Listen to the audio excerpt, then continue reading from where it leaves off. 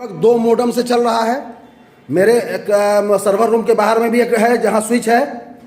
तो यह नेटवर्क के डेटा ट्रांसफ़र में जा करके आपके डेटा को स्लो कर देगा। जहां आपके सर्वर से जो डेटा आ रहा है 1 मिनट में आ जाना चाहिए था, 5-5 मिनट में आएगा। और आज के डेट में सब कुछ आप बर्दाश्त कर सकते हैं। यूट्यूब पर वीडियो डालें और गोल गोल करने लगे और 30 सेकंड के बाद आए, आप यूट्यूब बंद कर देंगे, देखेंगे नहीं। हमारे पास अब इस एरा में, इस एज में पेशेंस नाम का वर्ड नहीं है। हम जान रहे हैं बैरियर गिरा हुआ है, ट्रेन बीच में खड़ी है, फिर भी पे पे पे मार रहा है। ट्रेन सुन लेगा या बैरियर सुन लेगा, बताइए तो। That is lack of patience. आप कितना भी चिल्ला लीजिए, ट्रेन हिल जाएगी।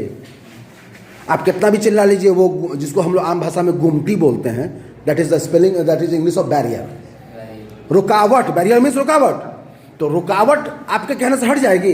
सामने 4 ट्रक आपस में क्रॉसिंग में फंस गया है, आप लगातार पे कर रहे हैं, तो आप अपना कान बर्बाद कर रहे हैं या उस ट्रक को सुना रहे हैं? ट्रक वाला को जब घुमाना होगा तभी घुमाएगा, हाँ या ना? So that is patience.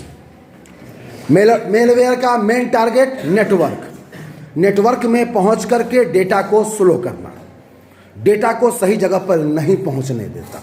ठीक है। अब जैसे हमारे स्मार्ट बोर्ड में और भी स्मार्ट बोर्ड ऐसे होते हैं जिनसे आप इंटरनेट से भी डेटा यूज कर सकते हैं। बात समझ में आई? अब इंटरनेट से जो डेटा आ रहा है तो ऑलरेडी बफरिंग हो रही है। अब उसमें अगर आप में वायरस है तो, अब इसमें अगर वायरस हो, आप सोच के देखिए किस किस सिस्टम को आप पकड़ के बैठेंगे। सर्वर से लेकर सारे सिस्टम में वो पहुंच गया है, तो कंटिमिनेशन एरिया बहुत लंबा हो गया है। तो अभी जितने वायरस आप पढ़ रहे थे उससे एक सिस्टम बर्बाद हो रहा था, अब कितना हो गया? पूरा नेटवर्क में जितना सिस्टम है, वो चाहे 5 हो या 500। क्लियर है? क्लियर है? So that is end of virus. Any doubt? Now that next part is antivirus. Note कीजिए।